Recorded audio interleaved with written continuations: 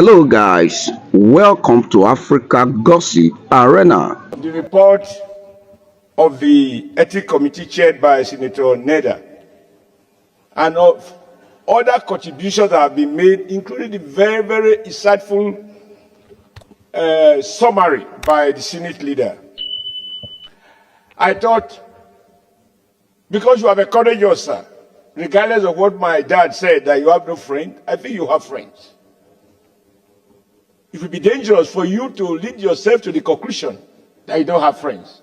How can you preside over affairs of enemies or people you don't trust? That trust line between the leadership and the followership must be serviced. But it can be brought under test in moments like this.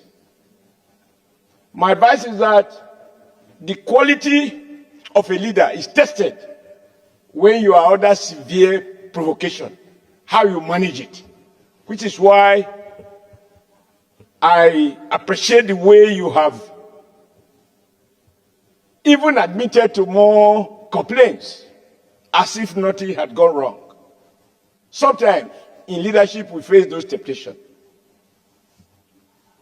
I thought I should share with my very good friend and sister and also our in-law my experience on the floor of this Senate. I went on China television, in my opinion, to defend the Senate. When we were being accused of spending money here and there, I said, no, I bought my own furniture, etc. A distinguished senator said I had breached his privileges. On that occasion, some people spoke in my favor. But there were few who insisted that what I said was in bad taste. I asked myself there and then, who will cast the first stone that he has never lied? Sorry, he has never erred, if I have actually erred. But on this occasion, my intention was to defend the institution, and yet some members felt offended. I have been a governor for 8 years. I was re-elected. I didn't do a receipt. I chairman the governing party for 2 years. I was removed. I didn't go to court. So once I noticed that there were some senators who felt that my comment was embarrassing to them, for me, it is a mark of strength to admit that that not be my intention, that I apologize to those who felt offended by my comment, even as my intention was very noble and clear as far as I was concerned. I think that to apologize is not to belittle yourself. And even the Holy Bible says, and this is where I want to appeal to those who have taken very strong stand, that any sin we commit, once we admit to the fact of our failing, of committing, of breaching it, of the 10 commandments of God, that if we apologize to God and confess that we will not do so again, we can still see the kingdom of God. I think it is based on this logic that the committee created a window. And I also know that on a previous occasion, that sort of window, even though not stated, was exploited for a former chief whip. So I don't want to go into the merits because there is nothing new to be said. I just want to appeal to distinguished Senator Mrs. Udwanga that everyone that has spoken cannot possibly be coward or foolish. Truth of the matter is the rules are binding. They are enforceable. They are potent. I wasn't in the Senate that day. I was in Benin. When I saw the fireworks on television, I thought it was something else, but I don't know because initially I didn't know what the issues were. When I was told it's about change of seat, Sir, my seat has been changed. The only thing that the committee couldn't do is to change my person and my values. And thank God, as President Tinubu has said repeatedly, No matter how short a man is, he can see the sky. So my seat will change, but my views have not changed about anything that I want to speak on. I think that is the beauty of democracy.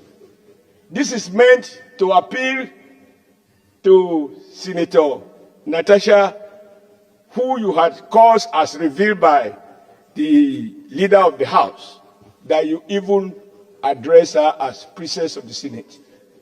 I think she can still remain the princess that she has been, provided she doesn't work herself into the conclusion that it's a mark of weakness to admit when maybe out of whatever feeling you have erred. And it bears repeating that the offense is not against the presiding officer.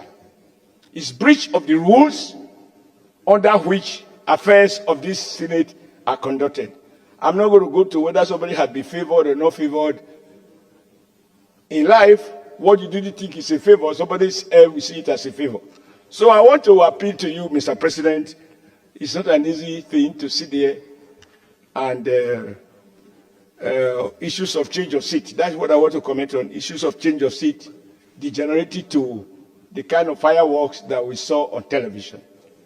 And of course, for those who talk about social media, why are they social media?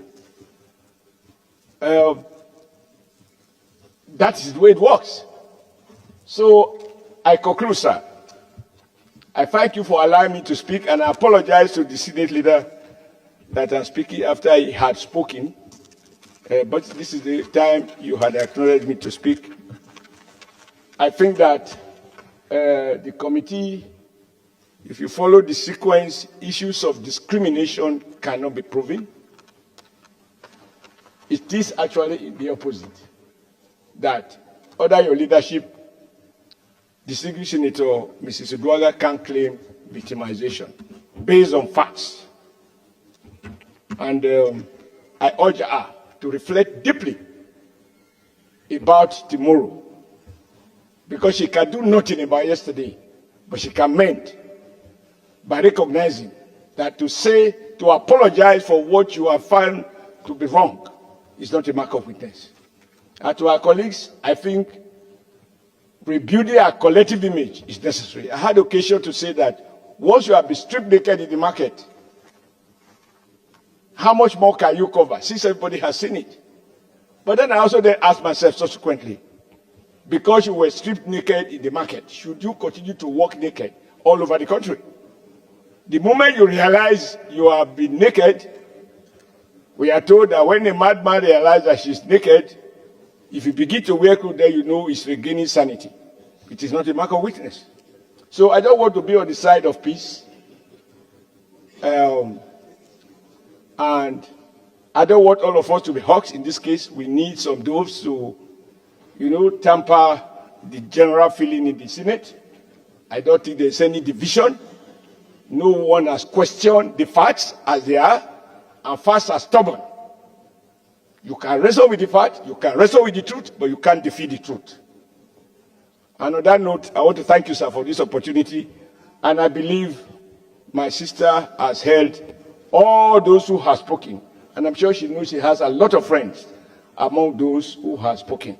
And they cannot all be wrong. Thank you, Mr. President, for your patience, and thank you for your leadership. Thank you, sir.